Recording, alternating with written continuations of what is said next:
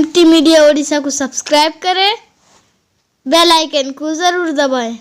अल्हम्दुलिल्लाहि नहमदुहु व नस्तईनुहु व नस्तगफिरुहु व नु'मिनु बिही व नतवक्कलु अलैहि व नऊज़ु बिल्लाहि मिन शुरूरि अनफुसिना व मिन सय्यिआति अअमालिना मन यहदिहिल्लाहु फला मुदिल्ल लहु व मन युद्लिलहु फला हादिय लहु ونشهد أن لا إله إلا الله وحده لا شريك له ونشهد أن سيدنا وشفيعنا مولانا محمدا عبده ورسوله أرسله بالحق بشيرا ونذيرا وداعيا إلى الله بإذنه وسراجا منيرا صلى الله تعالى عليه وعلى آله وأصحابه وسلم تسليما كثيرا أما بعد عن أبي هريرة رضي الله تعالى عنه قال رسول الله صلى الله عليه وسلم من يأخذ عني هؤلاء الكلمات فيعمل بهن أو يعلم من يعمل بهن فقلت أنا يا رسول الله فأخذ بيدي فعد 5 وقال اتق المحارم تكن أعبد الناس وارض بما قسم الله لك تكن أغنى الناس وأحسن إلى جارك تكن مؤمنا وأحب للناس ما تحب لنفسك تكن مسلما ولا تكثر الضحك فإن كثرة الضحك تميت القلب بسم الله الرحمن الرحيم فليضحكوا قليلا وليبكوا كثيرا إن عذابي لشديد صدق الله العظيم.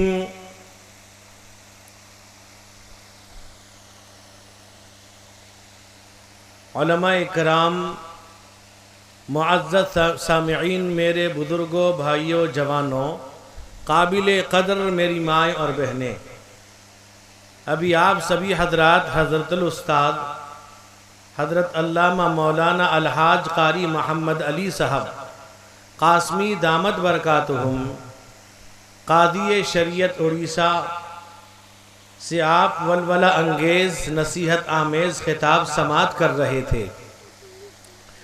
میرے دوستو، بزرگوں،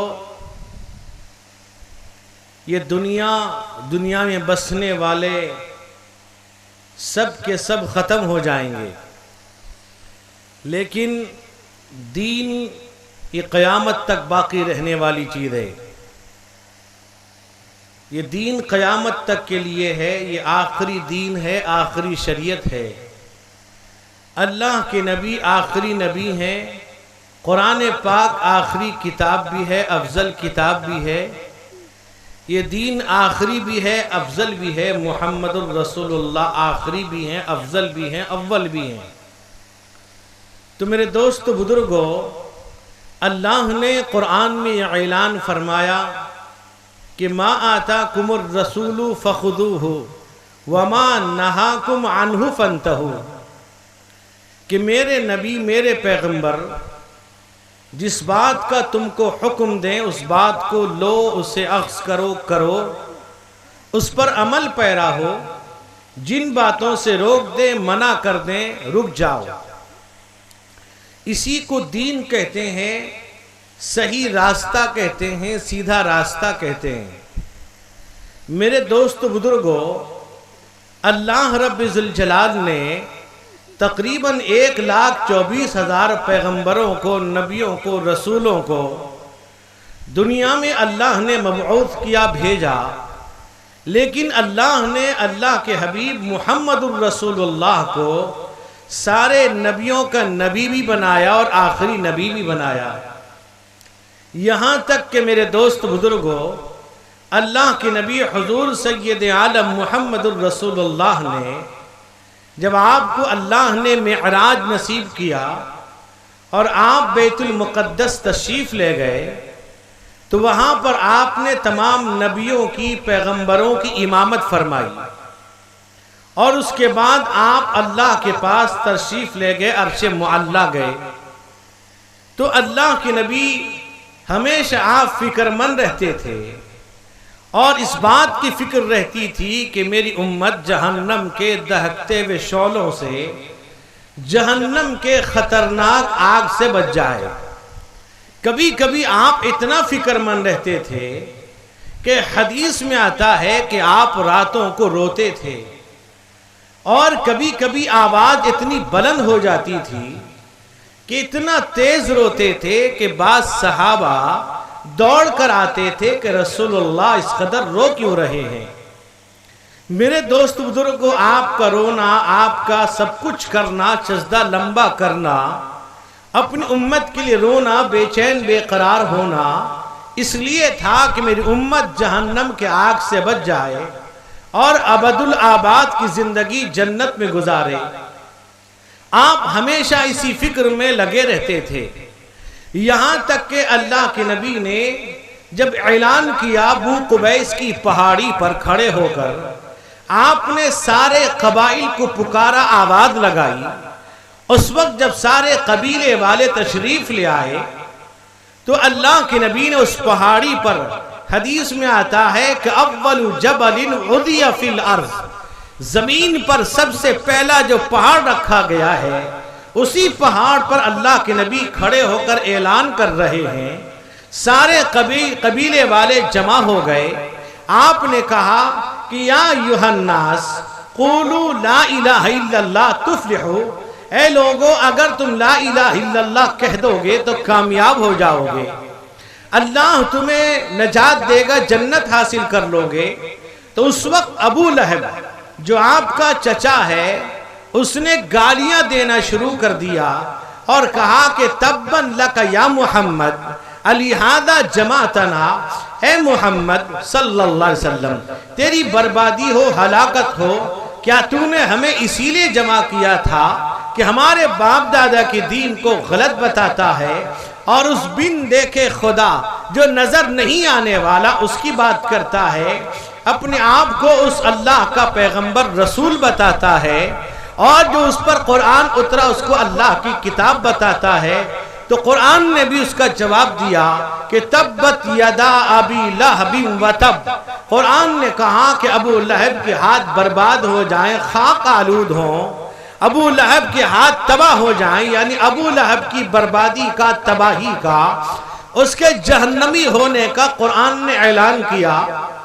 میرے دوست بزرگ نوجوانوں، اللہ کے نبی ہمیشہ فکر مند رہتے تھے، یہاں تک کہ حدیث میں آتا ہے کہ اللہ کے نبی رحمت کونین حضور سید عالم محمد الرسول اللہ صلی اللہ علیہ وسلم رات کا ایک حصہ گزرنے کے بعد حضرت عائشہ صدیقہ رضی اللہ تعالیٰ عنہا نے جب بستر پر دیکھا کہ رسول اللہ موجود نہیں ہیں، آپ بستر پہ نہیں ہیں، حضرت عائشہ کے دل میں چونکہ عورت ہیں یہ بات آتی ہے، کہیں ایسا تو نہیں ہے کہ عائشہ نے سوچا کہیں اللہ کے حبیب اپنی کسی اور بیوی کے پاس چلے گئے ہوں۔ عورت ذات ہے، عورت کے اندر ایک اللہ نے ایک ایسی چیز رکھ دی ہے، اس کے اندر شک و شبہ موجود ہے۔ وہ عورت ہر چیز برداشت کر سکتی ہے لیکن شرکت کو برداشت نہیں کر سکتی، یعنی جیسے آپ کہتے ہیں، لوگ کہا کرتے ہیں کہ عورت کو موت برداشت ہے، شرکت برداشت نہیں ہے۔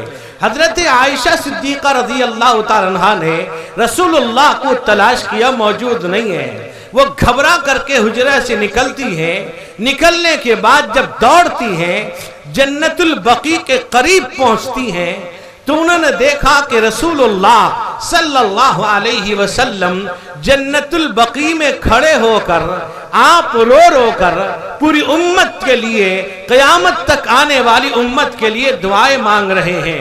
اللہ سے یہ کہتے ہیں پروردگار عالم، جتنے میری امت لوگ گزر چکی ہے اور جتنے قیامت تک آنے والے ہیں، اے اللہ سب کی مغفرت فرما۔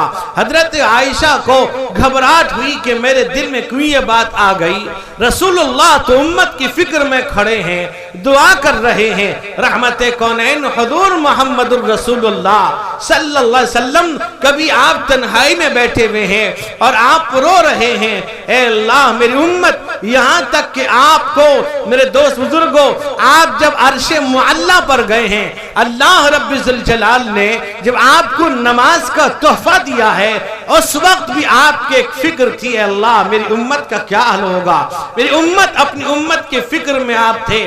قرآن کہتا ہے لَعَلَّكَ بَاخِعٌ نَفْسَكَ عَلَىٰ آثَارِهِمْ إِن لَّمْ يُؤْمِنُوا بِهَذَا الْحَدِيثِ أَسَفًا۔ اے نبی، اللہ کہتے ہیں کیا آپ جان دے دیں گے اگر یہ آپ پر ایمان نہیں لاتے ہیں، اگر یہ آپ کی بات نہیں مانتے ہیں، کہ آپ افسوس کرتے ہوئے ان کے پیچھے جان دے دیں گے؟ قرآن نے کہا کہ لَعَلَّكَ بَاخِعٌ نَفْسَكَ أَلَّا يَكُونُوا مُؤْمِنِينَ۔ اے پیغمبر، اگر یہ آپ پر ایمان نہیں لاتے ہیں، کیا آپ اپنے آپ کو ہلاک کر ڈالیں گے؟ اے محمد، ہم نے واضح کر دیا ہے، ہم نے بتا دیا ہے، اِمَّا هَدَيْنَاهُ السَّبِيلَ إِمَّا شَاكِرًا وَإِمَّا كَفُورًا۔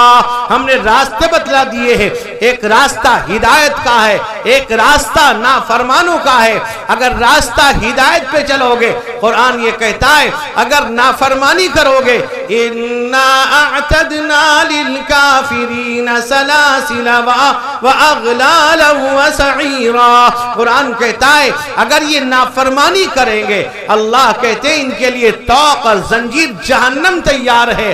فَمَنْ شَاءَ فَلْيُؤْمِنْ وَمَنْ شَاءَ فَلْيَكْفُرْ إِنَّا أَعْتَدْنَا لِلظَّالِمِينَ نَارًا۔ قرآن کہتا ہے اگر یہ نہیں مانیں گے جنت، اگر نہیں مانیں گے جہنم، ان کے لیے جہنم کے دروازے کھول دیے گئے ہیں، جہنم کے تہانے ان کے انتظار میں ہیں۔ وہ جہنم، قرآن کہتا ہے وَقُودُهَا النَّاسُ وَالْحِجَارَةُ عَلَيْهَا مَلَائِكَةٌ غِلَاظٌ شِدَادٌ لَا يَعْصُونَ اللَّهَ مَا أَمَرَهُمْ وَيَفْعَلُونَ مَا يُؤْمَرُونَ۔ قرآن کہتا ہے جہنم کا جو ایندھن ہوگا وہ انسان اور پتھر ہوں گے، اس ایندھن میں اس کو جلا کر خاک کیا جائے گا۔ میرے دوست بزرگوں، وہ موت کو پکارے گا، اسے موت نہیں آنے والی۔ میرے دوست بزرگوں، اللہ کے نبی ہمیشہ آپ کے دامن گیر یہ فکر رہتا تھا کس طرح سے میری امت جہنم کے دہکتے ہوئے شعلوں سے بچ جائے، جہنم میں جلنے سے بچ جائے۔ اللہ کے نبی کو اپنی امت کی فکر اس طرح تھی، اس قدر تھی، اتنی محبت کرتے تھے اپنی امت سے۔ حدیث میں آتا ہے اللہ کے نبی موجود ہیں، حضرت عمر ابن خطاب رضی اللہ عنہ موجود ہیں، ایک چور پکڑا جاتا ہے، چور کا ہاتھ کاٹ دیا جاتا ہے۔ قرآن کہتا ہے السارق والسارقۃ فاقطعوا ایدیہما، چور اور چورنی اگر ہے اس کے ہاتھ کو کاٹ دیا جاتا ہے۔ میرے دوست بزرگوں، اگر اس کے چور کا ہاتھ شریعت اسلامی شریعت کے اندر اس کے ہاتھ کو کاٹ دیا جاتا ہے۔ دوست بزرگ نوجوانوں، جب اللہ کے نبی موجود ہیں، چور پکڑا گیا، اس کا چوری ثابت ہو گئی، اس کے ہاتھ کو کاٹ دیا جاتا ہے۔ رحمت کونین حضور محمد الرسول اللہ صلی اللہ علیہ وسلم کے آنکھوں سے آنسو جاری ہو جاتا ہے، آپ رونے لگتے ہیں۔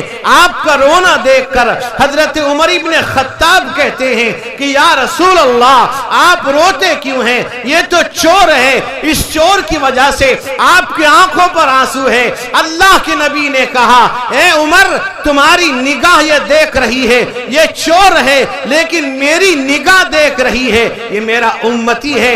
اپنی امت کے فکر میں ایسا آپ گھل جاتے تھے. میرے دوست بزرگوں اللہ کے نبی رحمت کونین اپنے حجرے میں جس حجرے میں اللہ کے نبی مدفون ہیں آپ آرام کر رہے ہیں. حجرہ عائشہ کے اندر اتنا چھوٹا سا گھر. میرے دوست بزرگوں حدیث میں آتا ہے بخاری شریف کی روایت موجود ہے اللہ کے نبی جب رات کو اٹھتے تھے نماز پڑھنے کے لیے تہجد کے لیے اللہ کے نبی کھڑے ہوتے.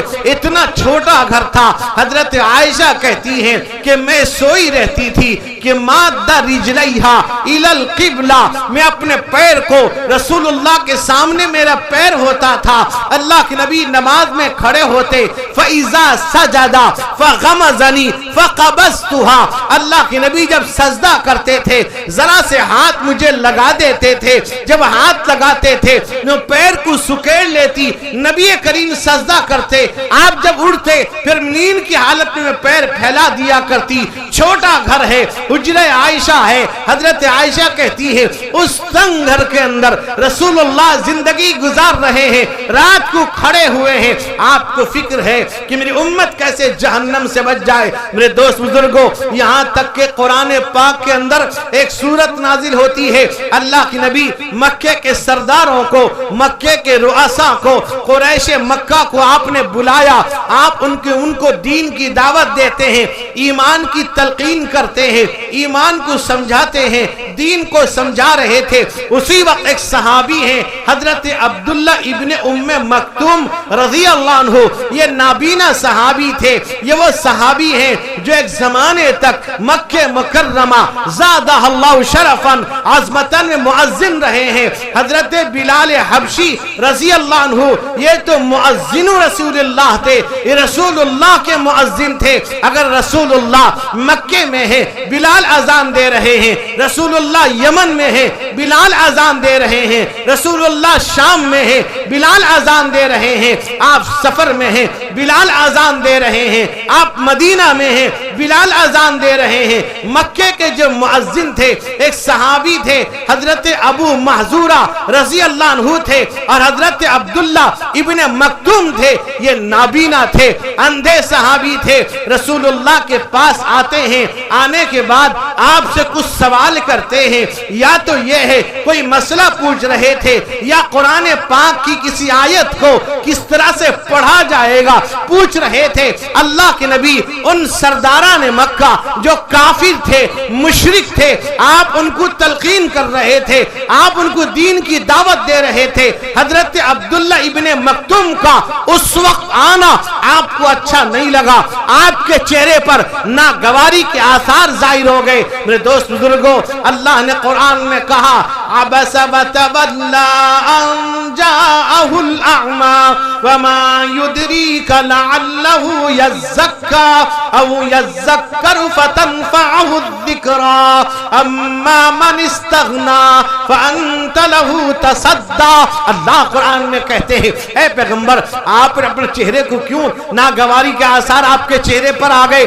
آپ نے چہرہ کیوں بنا لیا آپ نے رخ کیوں پھیر لیا. یہ تو اندھا ہے نابینا ہے. یہ دین کی رغبت لے کر یہ آپ کی محبت میں آیا ہے. جن سے آپ گفتگو کر رہے ہیں یہ سننے والے نہیں. جن سے آپ بات کر رہے ہیں یہ ماننے والے نہیں ہیں. یہ سن کر اس کان سے سن کر اس کان سے اڑا دینے والے ہیں. قرآن کہتا ہے لہم قلوب لا یفقہون بہا ہم نے دل دیا وہ سمجھنے کو تیار نہیں. وَلَهُمْ أَعْيُنٌ لَا يُبْصِرُونَ بِهَا ہم نے نگاہ دی وہ دیکھنے کو تیار نہیں. وَلَهُمْ آذَانٌ لَا يَسْمَعُونَ بِهَا ہم نے کان دیا وہ سننے کو تیار نہیں. كَأَنَّ فِي أُذُنَيْهِ وَقْرًا گویا کان میں ڈانٹ پڑا ہوا ہے. قرآن کہتا ہے صُمٌّ بكم عمي فهم لا يرجعون. قرآن کہتا ہے گونگے بہرے اندھے بن چکے ہیں، ایسے بن گئے ہیں. ختم اللہ علی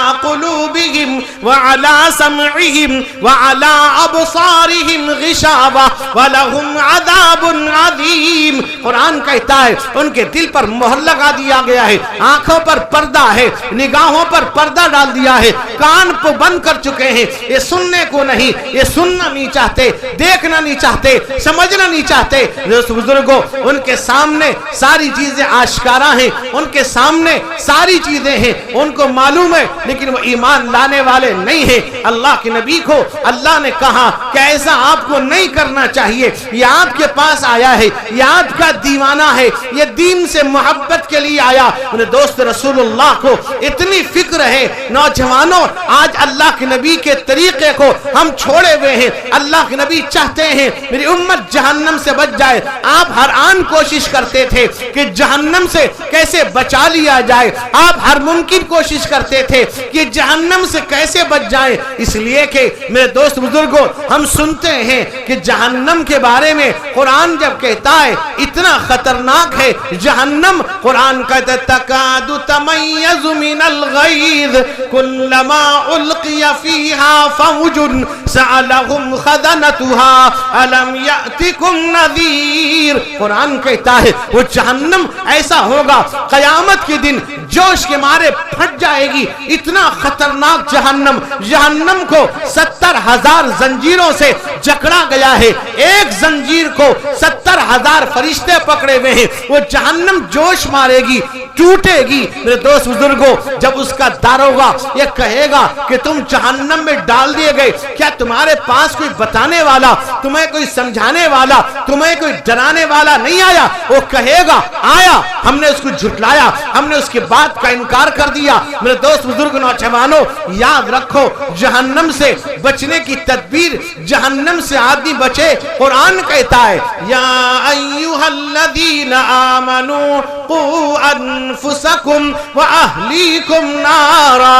اے لوگو اپنے آپ کو، اپنے اہل و عیال کو جہنم کے دہکتے ہوئے شعلوں سے بچا لو. یاد رکھو میرے جوانوں قرآن کہتا ہے ان الذین آمنوا وعملوا الصالحات کانت لہم جنات الفردوس نزلا. قرآن کہتا ہے ایمان کے بعد اگر نیک عمل کر لوگے اللہ تمہیں اپنا مہمان بنا لیں گے. نوجوانوں میں نے ایک حدیث پڑھی ہے، اس حدیث کے راوی ہیں حضرت ابو ہریرہ رضی اللہ عنہ ہیں. حضرت ابو ہریرہ کہتے ہیں کہ جناب محمد الرسول اللہ صلی اللہ علیہ وسلم نے یہ ارشاد فرمایا کہ تم میں سے کون ہے جو ان کلمے کو لے، ان پر عمل کرے، اس کو سیکھے، دوسروں کو سکھائے، وہ عمل کریں. حضرت ابو ہریرہ کہتے ہیں میں نے فوراً کہا فقلت انا یا رسول اللہ، اے اللہ کے رسول میں کروں گا.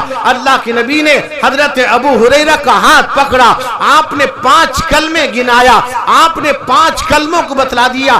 اللہ کے نبی نے کہا اے ابو ہریرہ اگر اچھی زندگی چاہتے ہو، راحت چین کی زندگی چاہتے ہو، دنیا اچھی چاہتے ہو، آخرت اچھی چاہتے ہو، قبر میں راحت اور چین سکون کی زندگی چاہتے ہو، اور یہ چاہتے ہو اللہ تعالیٰ تمہیں مصیبت سے دور کر دے، اللہ تمہاری پریشانیوں کو دور کر دے، اللہ تعالیٰ تمہیں بہت سے خطرات سے محفوظ کر دے، اگر اچھی زندگی چاہتے ہو ابو ہریرہ اتق المحارم تکن اعبد الناس. اے ابو ہریرہ حرام سے بچو، اگر حرام سے بچ جاؤ گے لوگوں میں سب سے زیادہ عبادت گزار بن جاؤ گے.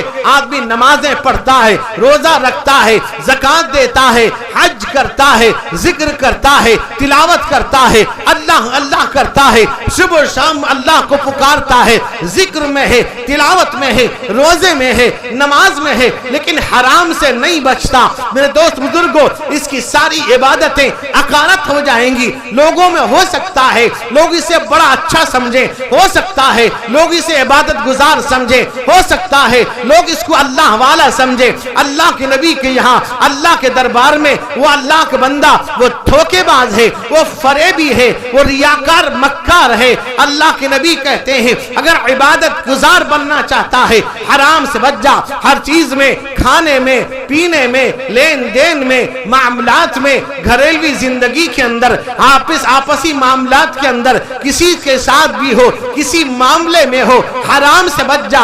اگر حرام سے بچ جائے گا لوگوں میں سب سے زیادہ عبادت گزار بن جائے گا۔ ایک صحابی ہے حضرت سعد رضی اللہ عنہ، حضرت سعد نے رسول اللہ صلی اللہ علیہ وسلم سے کہا یا رسول اللہ آپ میرے حق میں دعا فرما دیجئے کہ اللہ تعالیٰ مجھ کو مستجاب الدعوات بنا دے۔ مستجاب الدعوات کا مطلب یہ ہے جہاں بھی، جس جگہ، جس وقت میں دعا کروں اللہ میری دعا کو فوراً قبول کر لے۔ اللہ کے نبی نے ہاتھ اٹھائی، آپ نے کہا یا سعد اتق المحارم، اے سعد حرام سے بچ جا۔ آپ نے مستجاب الدعوات ہونے کی دعا نہیں کی، آپ نے کہا حرام سے بچ جا، اس لیے کہ اگر حرام کھائے گا، حرام پیے گا، حرام سنے گا، حرام دیکھے گا، حرام پہنے گا، اس کی دعا قبول نہیں ہوگی۔ مطعمہ حرام، مشربہ حرام، ملبسہ حرام، فأنا یستجاب لہ۔ اللہ کے نبی کہتے ہیں تیرا کھانا، تیرا پینا، تیرا پہننا حرام کا ہے، دعا کیسے قبول ہوگی؟ میرے جوانوں آج ہمارا حال یہ ہے، زمین و جائیداد کے جھگڑے، معاملات کے جھگڑے، زندگی کے اندر ہم جھگڑا پیدا کرتے ہیں۔ زمین کے ایک ٹکڑے کے لیے بھائی بھائی کا دشمن بن جاتا ہے، بھائی بہن کا دشمن بن جاتا ہے، باپ بیٹے میں، بیٹے باپ میں لڑائی شروع ہو جاتی ہے، پڑوسی پڑوسی کے ساتھ نفرت آزما ہوتا ہے، ایک دوسرے کے خون کے پیاسے بن جاتے ہیں۔ مجھے یاد ہے میرے حضرت والد رحمہ اللہ ہم سے کہا کرتے تھے ایک بات یاد رکھنا، فٹ پاتھ میں زندگی گزار لینا لیکن زمین کی لڑائی مت لڑنا۔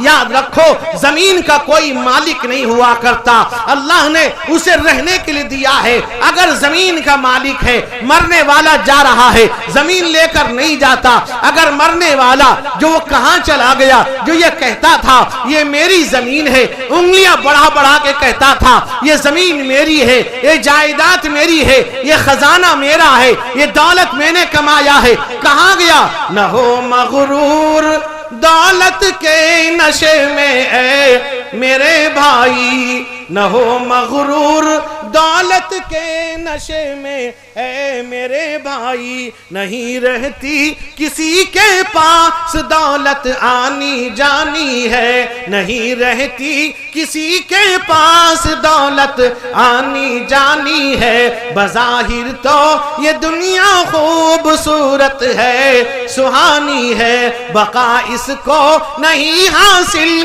یہ دنیا دار فانی ہے۔ کبھی اترا کے چلتا ہے، کبھی بل کھا کے چلتا ہے، کبھی اترا کے چلتا ہے، کبھی بل کھا کے چلتا ہے۔ تو جس پہ ناز کرتا ہے وہ دو روزہ جوانی ہے، تو جس پہ ناز کرتا ہے وہ دو روزہ جوانی ہے۔ بظاہر تو یہ دنیا خوبصورت ہے، سہانی ہے، نہ ہو مغرور دولت کے نشے میں اے میرے بھائی، نہیں رہتی کسی کے پاس دولت آنی جانی ہے۔ وہی اللہ کے محبوب کا محبوب ہے محسن، وہی اللہ کے محبوب کا محبوب ہے محسن، کہ جس مومن کی پیشانی پہ سجدوں کی نشانی ہے، کہ جس مومن کی پیشانی پہ سجدوں کی نشانی۔ دوست بزرگوں اللہ کے نبی نے کہا اے ابو ہریرہ اتق المحارم تکن اعبد الناس، اگر حرام سے بچ جائے گا لوگوں میں سب سے زیادہ عبادت گزار بن جائے گا۔ آج میرے جوانوں ہر حال میں ہم یہ کوشش کرتے ہیں حرام طریقے سے کمانے کے لیے، حرام طریقے سے لینے کے لیے۔ اللہ نے حلال طریقہ بنا پیدا کیا، اللہ نے بہتر طریقہ پیدا کیا۔ میرے جوانوں آج ہم یہ کوشش کرتے ہیں، بہانے بازی کرتے ہیں، سود کھاتے ہیں، سود لیتے ہیں، رشوت دیتے ہیں، رشوت رشوت لیتے ہیں، ہم یہ سمجھتے ہیں کہ ہم یہ کر رہے ہیں، ہمارے لیے ضرورت ہے، اور نہ جانے گروپ لون کی شکل اختیار کر گیا۔ میری ماں میری بہن ملوث ہے، بے حیائی کے اندر، بے پردگی کے اندر، بے غیرتی کے اندر یہ عورت ملوث ہے، اس کا شوہر خوش ہے اس لیے کہ پیسے مل رہے ہیں، بیٹھ کر 2 لقمہ کھا رہا ہے۔ میرا بھائی اگر ایک وقت حلال ملتا ہے، حلال کھانا 1 لقمہ مل گیا، وہ تیری زندگی کے لیے، تیری دنیا کے لیے، تیری قبر کے لیے، تیری آخرت کے لیے بہتر چیز ہے۔ اگر حرام سے بچ جائے گا،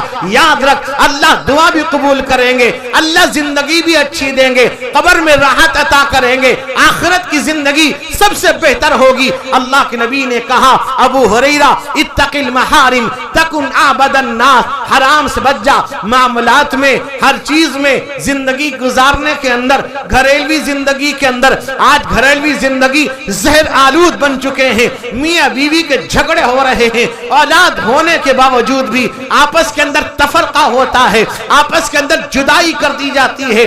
وجہ کیا ہے؟ نوجوانوں دین کو نہ جاننے کی وجہ سے، دینداری نہ ہونے کی وجہ سے آج میرے جوانوں، آج ہمارے اندر دینداری ختم ہو گئی، ہمیں کلمے کا معنی پتہ نہیں، ہم نمازیں پڑھتے ہیں سورہ فاتحہ کا ترجمہ پتہ نہیں، سورت پڑھتے ہیں اس کا ترجمہ پتہ نہیں، نماز میں دعائیں پڑھتے ہیں اس کا معنی معلوم نہیں، نماز پڑھتے ہیں اللہ اکبر کہتے ہیں اس کا معنی معلوم نہیں، اذان کا طریقہ معلوم نہیں، وضو کا طریقہ معلوم نہیں، نماز کا طریقہ معلوم نہیں، ہماری زندگی زہر آلود ہو گئی ہے، ہم تو بھاڑو کے ٹٹو بن چکے ہیں، حرام طریقے سے کمانا ہم جانتے ہیں، حرام طریقے سے لینا ہم جانتے ہیں۔ نوجوانوں آپ نے دیکھا ہوگا اپنے موبائل فون کے اندر، آپ نے دیکھا ہوگا اخبار کے اندر، آپ نے دیکھا ہوگا نیوز چینل کے اندر، گجرات کے اندر ایک عورت اپنی جان گنوا بیٹھتی ہے، اپنے آپ کو خودکشی کر لیتی ہے، اب اپنے آپ کو